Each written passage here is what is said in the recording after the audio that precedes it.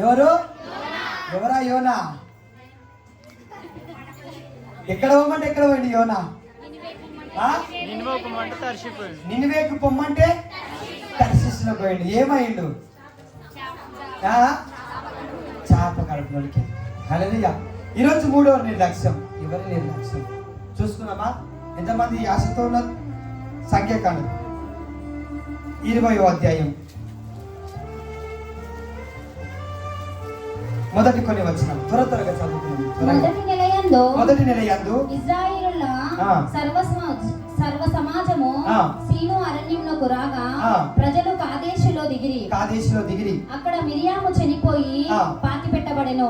ఆ సమాజమునకు నీళ్లు లేకపోయినందున వారు మోషే అహరోనులకు విరోధముగా పోకై జనులు మోషేతో వాదించుచు, అయ్యో మా సహోదరుల యెహోవా ఎదుట చనిపోయినప్పుడు మేమును చనిపోయిన ఎడల ఎంతో మేలు. అయితే మేమును మా పశువులను ఇక్కడ చనిపోవునట్లు ఈ అరణ్యంలోనికి యెహోవా సమాజమును మీరేలా తెచ్చితిరి? ఈ కాని చోటికి మమ్ము తెచ్చుటకు ఐగుప్తులో నుండి మమ్మల్ని ఏలా రప్పించితిరి? ఈ స్థలంలో గింజలు లేవు, అంజూరాలు లేవు, ద్రాక్షలు లేవు, దానిమ్మలు లేవు, త్రాగుటకు నీళ్ళే లేవనిది. హల్లెలూయా. గట్టిగా చప్పట్లు కొడదామా? ఐగుప్తులో నుంచి ఇశ్రాయేలు ప్రజలను మోషే అహరోనులు ఐగుప్తు నుంచి ఇశ్రాయేలు ప్రజలను విడిపించడానికి పాలు తేనెలు ప్రవహించే పట్టణానికి తీసుకెళ్లాలని వారిని తీసుకొని వెళ్తున్నారు. కాదేశుకు రాగానే అక్కడ ఒక వ్యక్తి చనిపోయాడు. ఎవరైనా? మిరియాము చనిపోయాడు అనమాట. అయితే ఈ ప్రజలందరూ కలిసి నీళ్లు తాగడానికి నీళ్లు లేవు, తినడానికి ఆహారం లేదు, ద్రాక్షాలు లేవు, ఏమి లేవు అని చెప్పి ఈ ప్రజలందరూ గుమ్ముగూడి మోషే దగ్గరికి వచ్చి ఏమంటున్నారు? మేము ఐగుప్తులో ఉంటున్నా మంచి అంటే ఏదో తిని కష్టం చేస్తూ బ్రతుకుతూ ఉండేవాళ్ళం, కానీ ఇక్కడ మమ్మల్ని ఆకలికి చంపుతున్నావు, ఇక్కడ నీళ్లు లేవు, ఏమి లేవు, ఎందుకు తెచ్చినావయ్యా? అక్కడ చావమని చెప్పి మమ్మల్ని ఇక్కడ అరణ్యంలో నీకు తెచ్చి చంపుతున్నావా? గోధుమలు లేవు, గింజలు లేవు, ఏమి లేవు, ఎందుకు మోసే మమ్మల్ని ఇక్కడికి తెచ్చినావా అని చెప్పి ఇశ్రాయేలు ప్రజలు మోసే మీదకి తిరగబడ్డారు అన్నమాట. ఇశ్రాయేలు ప్రజలు ఐగుప్తు దేశము నుంచి ఈ కాదేశు వరకు వస్తున్న సమయంలో దేవుడు ఎన్నో గొప్ప కార్యాలు చేసినాడు. మనందరికీ తెలుసు.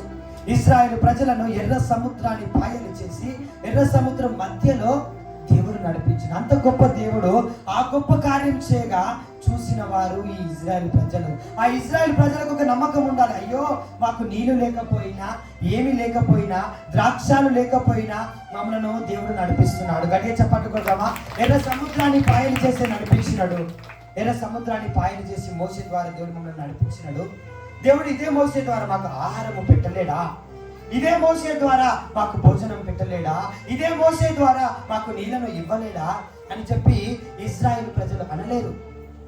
ఆ ఇశ్రాయేలు ప్రజలు దేవుని మాటను నిర్లక్ష్యం చేసినారు. మొదట దేవుని మాటను నిర్లక్ష్యం చేసి ఇశ్రాయేలు ప్రజలు అంటున్నారు, మోసే ఎందుకు తెచ్చినావా మమ్మల్ని ఇక్కడికి? ఐగుప్తు దేశం నుంచి చంపడానికి ఇక్కడ తీసుకొచ్చినావా? తాగడానికి నీళ్ళు లేవు, తినడానికి తిండి లేదు, అక్కడుంటే నన్ను ఏదో తిని చనిపోయేవాళ్ళం అని చెప్పి దేవుడు వారి పట్ల చేసిన మేలును మర్చిపోయినారు. మోసే ద్వారా దేవుడు వారికి చేసిన మేలును మర్చిపోయినాడు. ఈరోజు నా ప్రియ సహోదరుడా, ఇశ్రాయేలు ప్రజల వలె దేవుడు నీ జీవితంలో ఎన్నో మేలులు దైవజనుని ద్వారా ఎవరి ద్వారా నీ జీవితంలో చేసినాడు. కానీ నా ప్రియ సహోదరుడా, నీకు నేను ఇశ్రాయేలు ప్రజల వలె దేవుని మనం కోసం చేస్తున్నావు. అయ్యో నేను నిన్నే నమ్ముకున్నా కదా ప్రభా, అయ్యో నేను నీ పైన ఆధారపడి బ్రతుకుతున్నా కదా ప్రభా, అయ్యో నేనే ఉపవాసం ఉండి ప్రార్థన చేస్తున్నా కదా ప్రభా, ఎవరిలాగా కాకుండా అందరూ ఉపవాసం చేయకుండా సరే నేను ఉపవాసం చేసి ప్రార్థన చేస్తున్నా, నా జీవితంలో ఎందుకు ఏమి జరగట్లేదు అని చెప్పి అనేక మార్లు ఇశ్రాయేలు ప్రజలు మోషేకి క్వశ్చన్ చేసినట్టు నీవు నేను దేవునికి అనేక మార్లు క్వశ్చన్ చేసినా. ఇశ్రాయేలు ప్రజలు దేవుని మాటను నిర్లక్ష్యం చేసినారు. మొదట ఇశ్రాయేలు ప్రజలు దేవుని మాటను నిర్లక్ష్యం చేసి అంటున్నారు, మమ్మల్ని చంపడానికి తీసుకొచ్చిన వైఖరికి అంటున్నారు. అప్పుడు మోషే అహరోనులు ఏం చేసి చదువు ముగించుకున్నాం. అప్పుడు మోషే అహరోనులో సమాజము ఎదుట నుండి ప్రత్యక్షపు గుడారము యొక్క ద్వారంలోనికి వెళ్లి సాగిలపడగా యెహోవా మహిమ వారికి కనబడెను. అంతటా యెహోవా మోషేకు ఇలాగు సెలవిచ్చెను, నీవు నీ కర్రను తీసుకొని నీవును నీ సహోదరుడైన అహరోనును ఈ సమాజమును పోగు చేసి వారి కన్నుల ఎదుట ఎదుట ఆ బండతో మాట్లాడము, ఆ బండతో మాట్లాడము, అది నీళ్ళనిచ్చును. నీవు వారి కొరకు నీళ్లను బండలో నుండి రప్పించి సమాజమునకును వారి పశువులకు త్రాగుటకిమ్ము. గట్టిగా చప్పట్లు కొడదామా? ఇక్కడ జాగ్రత్తగా వినాలి. ఇశ్రాయేలు ప్రజలు వచ్చి మోషేని అడగగానే మోషే ఏం చేస్తాడు? ఒకరున్నారా, ఇద్దరున్నారా? సమాధానం చెప్పడానికి లక్షలాది ప్రజలు ఉన్నారు. ఏమని సమాధానం చెప్తారు? ఏం సమాధానం చెప్పని దేవుని సన్నిధిలోనికి వెళ్ళినారు. వెళ్ళి దేవునికి ప్రార్థన చేస్తే దేవుడు అన్నాడు, మోషే ఎందుకు భయపడుతున్నావు? నువ్వు నన్ను నమ్ముతలేవా? వాళ్ళంటే నమ్ముతలేవు, నువ్వు నమ్ముతలేవా? నీవు కర్ర చంపగా ఎర్ర సముద్రాన్ని పాయలు చేయలేనా? ఆకాశం నుంచి మన్నాను కురిపించిన నేను నమ్మదగిన దేవుడు. హల్లెలూయా. ఐగుప్తు దేశం నుంచి విడిపించిన ఉరికిన మధ్యలో విడిచిపెడతానా? మోషే భయపడకు, ఒక ప్లేస్కి పిలువు, వాళ్ళను ఒక స్థలానికి పిలువు, అక్కడ నీవు బండతో మాట్లాడు. నువ్వు ఆ బండతో మాట్లాడితే ఆ బండలో నుంచి నేను నీళ్ళనిచ్చి వారికి వారి పశువులకు నేను నీళ్ళనిస్తా అని చెప్పి మోషేకి దేవుడు చెప్పినాడు. ఈ మోషే ఆరోనులకు దేవుడు చెప్పిన మాట ఏంటి చెప్పండి ఒకసారి. ఏమన్నాడు దేవుడు? నీవు బండతో మాట్లాడు. నీవు కనుక బండలతో నువ్వు మాట్లాడితే ఆ బండలో నుంచి నీళ్ళు వస్తాయి. దేవుని ఆశ్చర్య కార్యం నమ్ముతావా? మనం నమ్ముతాం ఆ ప్లేస్ లో ఉంటే? ఏంది ప్రభా, బోరేస్తే నీళ్ళు వస్తాయి కానీ బండతో మాట్లాడితే నీళ్ళు వస్తాయి. ఆమె ఒక బోర్వేల్ తీసుకొని భూమిలోకి బోరేస్తే నీళ్ళు వస్తాయి కానీ బండతో మాట్లాడితే నీళ్ళు వస్తాయి అంట మనం అంతే. కానీ మోషేతో అంటున్నాడు దేవుడు, నువ్వు బండతో మాట్లాడు, ఆ బండలో నుంచి నేను నీళ్ళనిస్తా. ఏ ప్రజలైతే వచ్చి నిన్ను తిడుతున్నారో, ఏ ప్రజలైతే వచ్చి నీతో వాదిస్తున్నారో, ఏ ప్రజలైతే వచ్చి నిన్ను సూటిపోటి మాటల చేత గాయపరుస్తున్నారో వారి అందరి నోళ్ళను నేను ఊపిస్తా. హల్లెలూయా. నువ్వు వెళ్ళి బండతో మాట్లాడు, ఆ బండలో నుంచి నేను నీళ్ళనిచ్చి వీళ్ళను ఆశీర్వదిస్తా, వీరి దాహాన్ని తీరుస్తా అని మోషేకి దేవుడు చెప్తానమాట. ఈ మాట ఎంతమందికి గుర్తుంది? మోషేతో దేవుడు అంటున్నా ఏమంటాడు? బండతో మాట్లాడు. కానీ మోషే ఏం చేసింది? చదువు త్వరగా. అప్పుడు మోషే తన చెయ్యి ఎత్తి 2 మార్లు తన కర్రతో ఆ బండను కొట్టగా నీళ్లు సమృద్ధిగా ప్రవహించెను. ఏమైందంట? దేవుడు ఏం చెప్పిండు? బ్రదర్స్? దేవుడు ఏమని చెప్పిండు? ఎవరితో మాట్లాడమన్నాడు? ప్రజలతోటా? ఎవరితో మాట్లాడమన్నాడు? బయట ఉన్నాడు. ఎవరితో మాట్లాడమన్నాడు దేవుడు? నాతోట బండతో మాట్లాడమన్నాడు. మోషే ఏం చేసిండా? ఏం చేసింది? బండను ఎన్నిసార్లు కొట్టి? 2 సార్లు కొట్టిండు. హల్లెలూయా. ఇక్కడ మోషే తప్పు చేసిండు. ఇక్కడ మోషే నిర్లక్ష్యం చేసిండు. ఇక్కడ మోషే దేవుని మాటను ఏం చేసిండు? మరిచిండు. మోషే నువ్వు వెళ్ళి బండతో మాట్లాడు, నేను నీళ్ళనిస్తా. అవ్వకు చెప్పిండు పండు తినద్దు. యోనాకు చెప్పిండు నినివేకి పో. మోషేకి చెప్పిండు బండతో తినొద్దు, వెళ్ళు మాట్లాడు. తినొద్దు, వెళ్ళు మాట్లాడు. తినొద్దు అన్నాడు, తిన్నది. వెళ్ళు అన్నాడు, వెళ్ళలే. మాట్లాడు అన్నాడు, మాట్లాడలే. ఎన్ని నిర్లక్ష్యాలు? 3 నిర్లక్ష్యాలు. తినొద్దంటే తిన్నది, అవ్వ నిర్లక్ష్యం. వెళ్ళు అంటే వెళ్ళలే, యోనా నిర్లక్ష్యం. మాట్లాడు అంటే మాట్లాడలే, మోషే నిర్లక్ష్యం. 3 నిర్లక్ష్యాలు అయిపోయినాయి. ఒకటే చప్పట్లు కొడతామా? బండతో మాట్లాడు మోషే అంటే బండను పోయి కొట్టిండు. ఎన్నిసార్లు కొట్టిండు? కొట్టగానే నీళ్ళు ఇచ్చిండు దేవుడు. నీళ్ళందరూ తాగిరు. కానీ నిర్లక్ష్యం చేసిండు మోషే. ఆ నిర్లక్ష్యం వల్ల ఆయనకి ఏం జరిగింది? చదువు ఒకసారి ముగించుకుందాం. అప్పుడు యెహోవా మోషే అహరోనులతో, మీరు ఇశ్రాయేలుల కన్నుల ఎదుట నా పరిశుద్ధతను సన్మానించినట్లు నన్ను నమ్ముకొనకపోతిరి గనుక ఈ సమాజమును నేను వారికిచ్చిన దేశములోనికి మీరు తోడుకొని పోరని చెప్పెను. అవి మెరీబా జలమనబడెను. హల్లెలూయా. ఏమంటాడు? మెరీబా ఏమని చెప్తుండు దేవుడు? మోసే నిన్ను మాట్లాడమన్నా, నువ్వేం చేసినావు? కొట్టినావు. నువ్వు నిర్లక్ష్యం చేసినావు నా మాట కనుక నీవు పాలు తేనెలు ప్రవహించే దేశంలోనికి పోవు. ఏం చేయాలి? దూరంకేనే. ఏమైపోయింది? ఎన్నో సంవత్సరాలు కష్టపడి మోసే ఐగుప్తు నుంచి ప్రజలను విడిపించిండు. కానీ దేవుని మాట నిర్లక్ష్యం చేసేవాడు వాగ్దాన భూమిని అడుగు పెట్టలేనండి. ఆయన లక్షల జనాలతో ఐగుప్తు దేశంలో నుంచి బయటకు వస్తే అన్న పోయింది ఎంతమంది అమ్మా? ఎంతమంది? ఎవరికైనా గుర్తుందా? చెప్పండి, చూస్తా. చాక్లెట్ ఇస్తా. చెప్పుకో. ఎవరెవరు? యెహోషువ, కాలేబు తప్ప ఎవ్వరు ఎంటర్ కాదు. గట్టిగా చెప్పండి కొడదామా? లక్షల జనాలతో వచ్చినారు కానీ వాగ్దాన భూమిలో ఎవరు కూడా అడుగు పెట్టలేదు. ఇద్దరు మాత్రం అడుగు పెట్టారు. మోసేతో అంటున్నాడు, నీవు నిర్లక్ష్యం చేసినావు కాబట్టి నువ్వు చూడాలంటే. ఎందుకు ప్రభువా? నేను తప్పు చేసిన ప్రభు, ఏదో తెలియకుండా ప్రభు. మోసే అక్కడి నుంచి ఇక్కడ దాకా తీసుకొచ్చిండు, ఇక్కడ నిర్లక్ష్యం చేసిండు, వాగ్దాన భూమిలోకి వెళ్ళలేడు. ఈరోజు దేవునితో మాట్లాడుతున్నాడు. మోసే వాళ్ళ నిర్లక్ష్యం చేసిన దేవుని మాట, మోసే వాళ్ళ నిర్లక్ష్యం చేసిన ఆశీర్వాదాలను కోల్పోతా. ఎవరైనా సరే ఆశీర్వాదాలను కోల్పోతారు. మోసే వాగ్దాన భూమిలో అడుగు పెట్టకుండా ఆశీర్వాదాన్ని కోల్పోయినట్టు నీవు కూడా ఆశీర్వాదాన్ని కోల్పోతావు.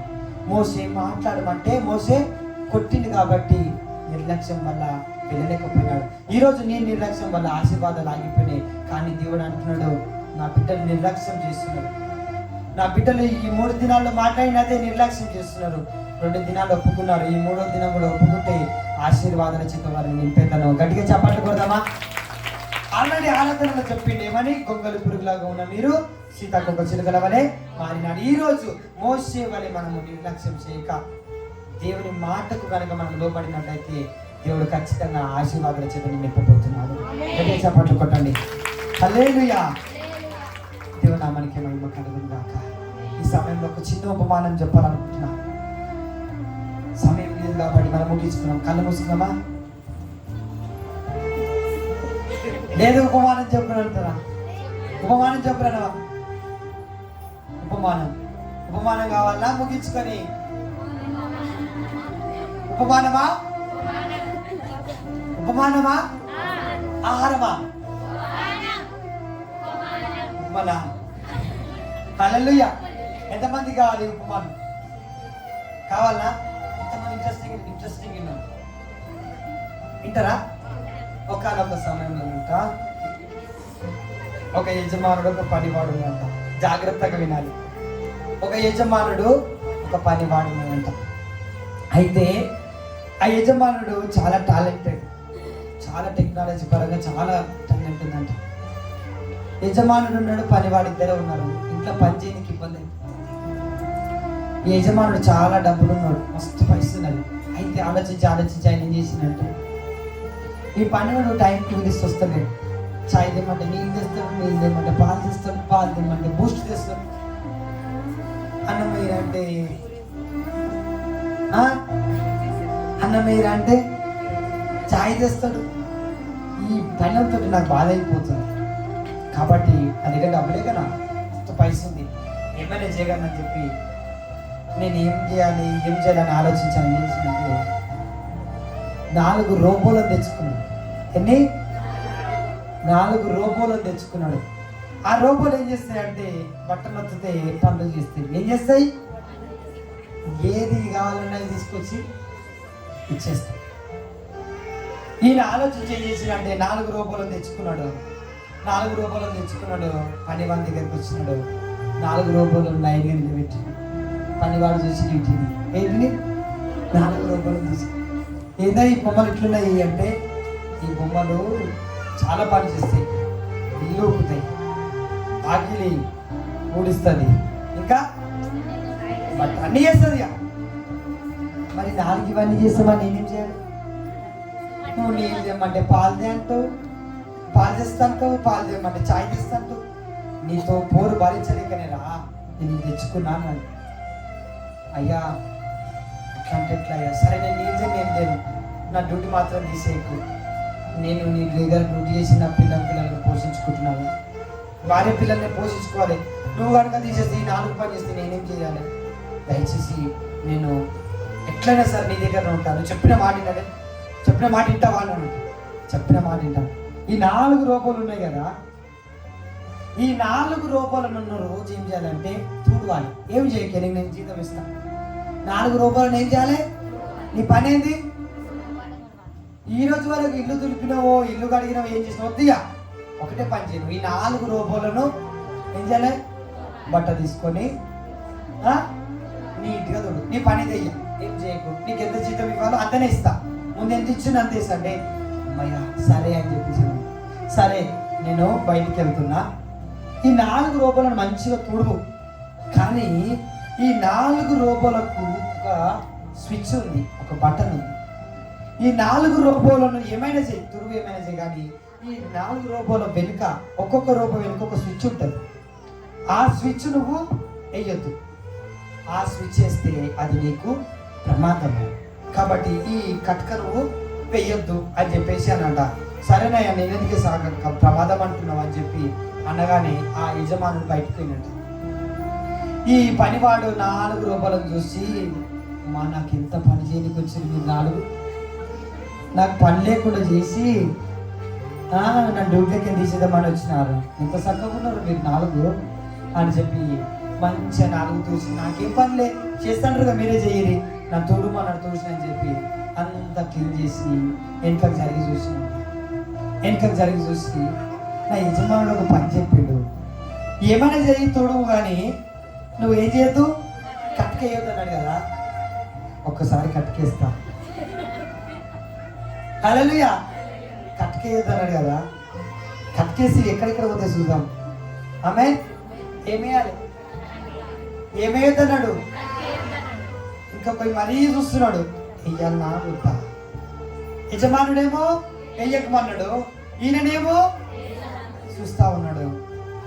యజమానుడు బయటికి వెళ్ళి చూస్తున్నాడు, యజమానుడు లేడు కదా, ఏం కాదులే అని చెప్పి వేసిండు, కట్కేసి ఒకదానికి వేసిండు. అది ఆగుతలేదు, తిరుగుతూనే ఉన్నది, అక్కడ ఇక్కడ అక్కడ, ఇది ఆగుతలేదు అని చెప్పి ఇంకొక దానికి వేసిండు. ఆ కంగారులా 4 రూపాయలకే కానీ ఆ 4 రూపాయలు అక్కడ ఇక్కడ అక్కడ తిరుగుతుంటే దీన్ని పట్టుకోనికపోతే అది పోతున్నది, దాన్ని పట్టుకోనికపోతే ఇది పోతున్నది. ఈ 4 రూపాయలు ఈయన చుట్టూ తిరుగుతూ ఉన్నాయి, కానీ ఈ రూపం మాత్రము అయ్యో అనవసరంగా ముట్టుకున్నా, ఇక్కడ ముట్టుకున్నా ఇక్కడ పోతుంది, అది అక్కడ తాగుతుందేమని చెప్పి ఇక్కడ పోతే ఇది ఇట్లా ఇట్లా ఇట్లా తిరిగిండు. చివరికి ఆ రూపం 4 తీసినంటే ఈ కుతిక వేసి చంపేది తయారైంది. గట్టిగా చెప్పండి కదమ్మా. ఇక కుదుతా ఉన్నాయి, ఇక్కడ వచ్చి ఇక్కడ కుదుతున్నది, అక్కడ వచ్చి అక్కడ కుదుతా ఉన్నది. యజమానుడు చూస్తే నా పని అయిపోతుంది, ఊరికి నేను వేయకపోతే అయిపోతుంది, ఆ 4 రూపాయలు ఏముంటుంది అని చెప్పేసి అక్కడ తిరుగుతున్నాడు, ఇక్కడ తిరుగుతున్నాడు, అక్కడ తిరుగుతున్నాడు, ఇక్కడ తిరుగుతున్నాడు, అది అడ్డు పోతున్నది, ఇది అది తీసుకొని వస్తే ఇది అక్కడ పోతున్నది, ఇది తీసుకొని వస్తే అది అక్కడ పోతున్నది. ఇట్లా సతమతం అయిపోతూ చివరికి తన ప్రాణాల మీదకి తెచ్చుకున్నాండి. ఆ రూపాయలు తన ప్రాణాల మీదకి తెచ్చింది. ఆ రూపాయలు మీదకి పడతా ఉంటే అప్పుడే యజమానుడు వచ్చినాడు. అరే ఎక్కడే చెప్పడం, అరే ఏం చేసినావు రా నువ్వు? అయ్యా తప్పైపోయింది, నువ్వు వెయ్యొద్దన్న కట్క, నువ్వు వెయ్యొద్దన్న స్విచ్, నిన్ను వెయ్యొద్దని చెప్పినే కదా రా, నిన్ను వేస్తే ఇది అవుతుందని చెప్పిన కదా ఆల్రెడీ. నిర్లక్ష్యం ఆ పనివాడు చేసిండు. ఏం చేసిండు?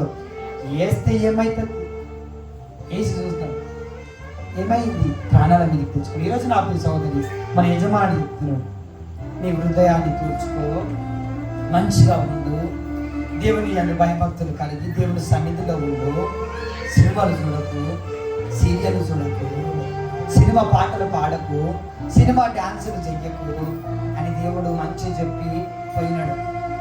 నువ్వేం చేస్తున్నావు అంటే ప్రార్థనకు వస్తున్నావు, పాటలు పాడుతున్నావు, ఆరాధన చేస్తున్నావు, ఇంటికి పోతున్నావు, టీవీ పెడుతున్నావు, దేవుని వాక్యాన్ని వింటున్నావు. అవునా? లేదు. ఏం వింటున్నావు? ఏం కాదు అంటున్నావు. పాస్టర్ చూస్తున్నాను, ఏం కాదు. ఎవరైనా రాగానే ఆరాధన, ఎవరైనా వెనక సినిమాలు సీరియల్ కట్కేసినట్టే. ఆ? నిర్లక్ష్యం చేసినావు, జాగ్రత్త. క్రిస్తవుడు నీతో మాట్లాడుతున్నాడు. ఆ పనివాడు వినలే, కానీ చివరికి వచ్చి ఆ స్విచెస్ అని పని చేసి ఆ యజమానుడు తనని రక్షించినాడు. ఈ రోజు కూడా మన యజమానుడు మనం చేసిన తప్పులను బట్టి, మనం చేసిన నిర్లక్ష్యాన్ని బట్టి దేవుడు మనల్ని రక్షించను గాక. ఈ 3వ దిన ఉపవాస ప్రార్థన దేవుడు మనందరినీ రక్షించను గాక. హల్లెలూయా. కనే చెప్పండి కొడతామా? నిర్లక్ష్యం వల్ల ప్రాణాల మీద తెచ్చింది కానీ దేవుడు కాపాడినాడు. కాబట్టి ఈరోజు 3 నిర్లక్ష్యాల గురించి దేవుడు మాట్లాడినా లేదా? మొదటి నిర్లక్ష్యం ఏం చేసింది? 2వ నిర్లక్ష్యం ఏం చేసిండు? 3వ నిర్లక్ష్యం మాట్లాడమంటే కొట్టిండు. హల్లెలూయా. కాబట్టి నా ప్రియ సహోదరి సహోదరుడా, ఈ 3 నిర్లక్ష్యాలు మన లోపల నుంచి దేవుడు తీసేసిండు. తన అభిషేకం చేత నింపెట్టు గొంగలు పురుగులాగా ఉన్న నిన్ను సీతాకొక చిలుకలా మార్చినాడు. నమ్మకంగా దేవునికి నిలబడదాం. ప్రతి ఒక్కరు కళ్ళు మూసుకుందాం, ప్రార్థన చేసుకొని ఈ 3 దినాల ముగింపు సభను మనం ముగించుకుందాం. కళ్ళు మూసుకుందాం. వాక్యం యొక్క ప్రార్థన మన మధ్యలో వినోదం చేస్తాం. మనం అందరం కూడా ఏకీపిస్తాం.